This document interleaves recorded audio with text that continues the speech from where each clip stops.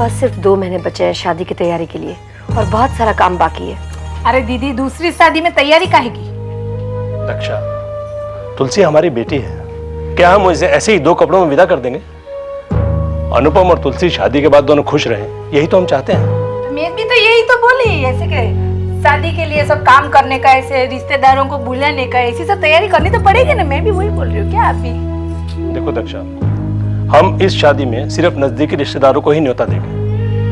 हम नहीं चाहते कि समाज इस रीमैरिज पे कोई कमेंट करे। हिम्मत, तुम बिल्कुल सही कह रहे हो। हमारे बेटे मिहिर को गुजरे हुए अभी सिर्फ 8 महीने तो हुए हैं। अब इस घर से अपनी बहू को बेटी के रूप में विदा करते हुए हमें ज्यादा हंगामा नहीं खड़ा करना चाहिए। क्या हुआ भाभी, क्यों रो रही हैं आप?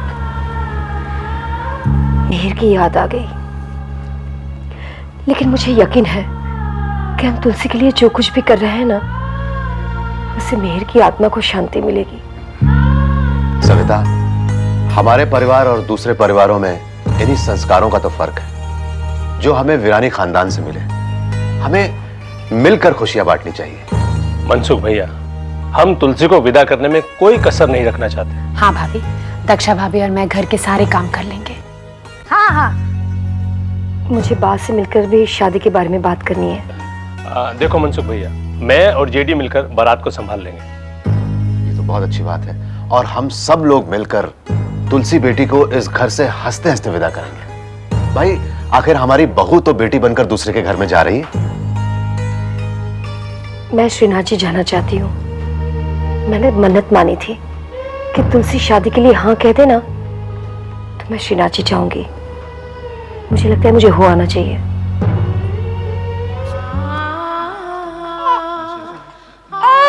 आओ आओ तुलसी बेटे। अमर और मोना अभी अभी तुम्हारा इंतजार करके चले गए। वैसे इतनी देर क्यों लगी? अब ट्रैफिक में फंस गई थी, घर से वक्त पर निकली भी।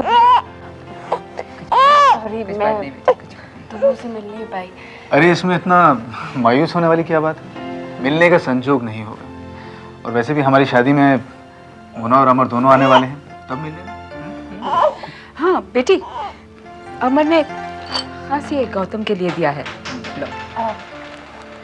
मोना को अच्छा नहीं लगा होगा ना कि मैं नहीं आ पाई। मोना तो यहाँ पर थोड़ी देर रुक जाती, लेकिन वो क्या है कि अमर के केस के सिलसिले में किसी डॉक्टर के साथ इम्पोर्टेंट मीटिंग थी, इसलिए जाना पड़ा। अच्छा हुआ कि तुम आ गई, भाई कम से कम मिलना तो हो। और वैसे भी तुम दोनों से एक बहुत ही ज़रूरी बात करनी थी मुझे। कैसी बात बेटे? मोना के लिए अमर कैसा रहेगा? तुम मोना की शादी के बारे में बात कर रहे हो? हाँ मामा। बेटे, अभी तक तो मैंने अमर के बारे में कुछ सोचा नहीं है, पर क्या मोना अमर को पसंद करती है? कई दिनों से मोना को देख रहा हूँ, उसे ऑब्जर्व कर रहा हूँ। मुझे लगता है कि अमर के सिलसिले में काफ़ी संजीदा है। तुम्हें ज़रूर कुछ गलतफहमी हुई है बेटे। मोना एक कामयाब डॉक्टर है और अमर उसका पेशेंट। और फिर मोना अपने हर पेशेंट के साथ ममता और दया भाव तो रखती ही है। नहीं, इस बारे में मैं अनुपम से सहमत हूँ। अब अमर के प्रति मोना का झुकाव मैंने भी कई बार महसूस किया है। बेटे, पहले मैं तुम दोनों की शादी की जवाबदारी अपने सिर पे से हटाना चाहती हूँ। इसके बाद हम मोना के बारे में सोच लेंगे। जी। अच्छा, मैं चलती हूँ। अरे इतनी जल्दी भी क्या है? कुछ चाय वगैरह पीकर जाओ। हाँ बेटे, फिर कभी, अभी चलते। हाँ पापा। अच्छा मामा, मैं तुलसी को छोड़ कर आता हूँ। चल। पीती रहो बेटे।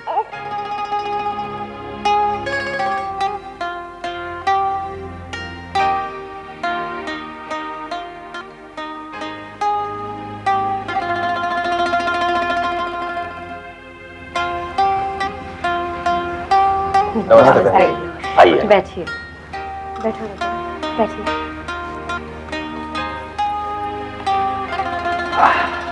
हम शादी के कार्ड्स बांटने जा रहे थे और मैं पहला न्योता आप ही को देने आई हूँ। मेरे बेटे की शादी में मैं आप सबको आमंत्रित करने आई हूँ। आप सब ज़रूर आइएगा। बस अब जल्दी ही हम अपनी बेटी को लेने आए।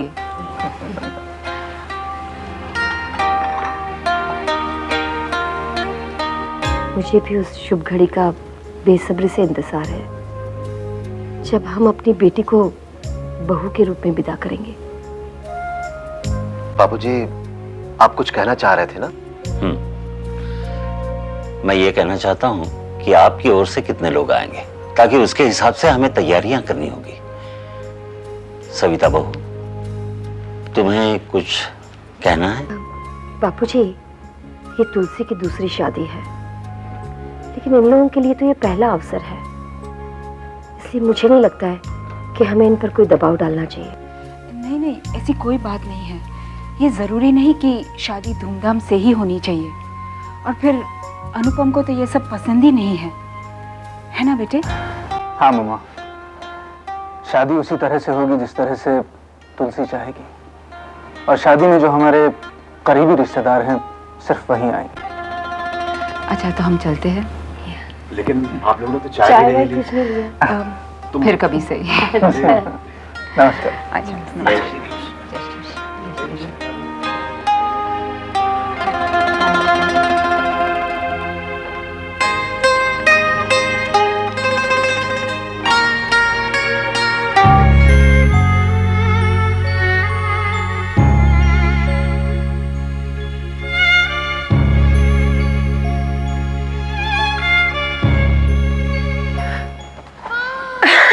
बात देखिए ना, गौतम खेलते हुए ऐसी प्यारी प्यारी हरकतें करता है कि देखकर मेरी आंखों में खुशी के आंसू आ गए। खुशी के आंसू वहां आते बेटे जहां मन और दृष्टि एक ही तरह के भाव प्रकट करते हैं। लेकिन ये क्या बेटे, यहाँ तो आंखें कुछ और कह रही हैं और मन कुछ और। देखो तुलसी, तुम मुझसे कुछ छुपाना चाहो तो भी छुपा नहीं पाओगी, क्योंकि मैं सिर्फ तुम्हारी बा नहीं, सहेली भी हूँ। वहां मेरा और मिहिर का शरीर अलग था, लेकिन आत्मा एक थी। अब आप ही बताइए, क्या आत्मा के बगैर शरीर जिंदा रह सकता है? रहना पड़ेगा बेटे। जैसे भगवान हम सबके मन में बसा हुआ है, उसी तरह मिहिर भी हम सबके मन में बसा है बेटे। लेकिन वो उस चिराग की तरह है जिसे हम देख तो सकते हैं लेकिन छू नहीं सकते। सब भगवान पर छोड़ दो बेटे। कैसे भुलाऊं अपने अतीत को बा, इस घर को जहां से मुझे इतना अपनापन और प्यार मिला।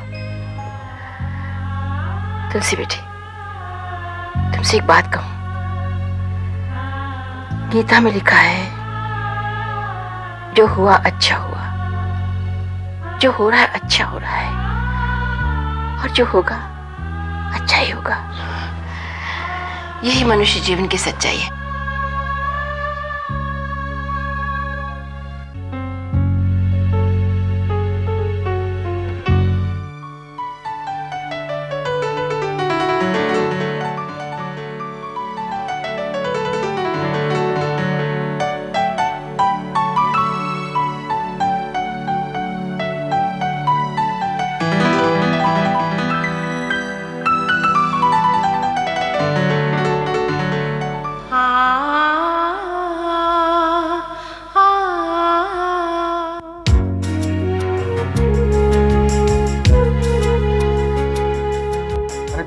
ये क्या विंडशील्ड? जेडी अंकल और गायत्री चाची ने दिया है, इसीलिए लगाया। देखो, मैं तुम्हारे लिए क्या लाया हूँ। गाउन? मैं ऐसे कपड़े नहीं पहनूंगी। मैं क्या मोटी हो गई हूँ? तुम मोटी नहीं हो जाओगी। Nice sound. पता है मिहिर, इसकी आवाज सुन के मुझे लगता है कि कोई मुझे बुला रहा है। अरे वाह, अभी से तुम्हारा और आने वाले का कम्युनिकेशन स्टार्ट हो गया।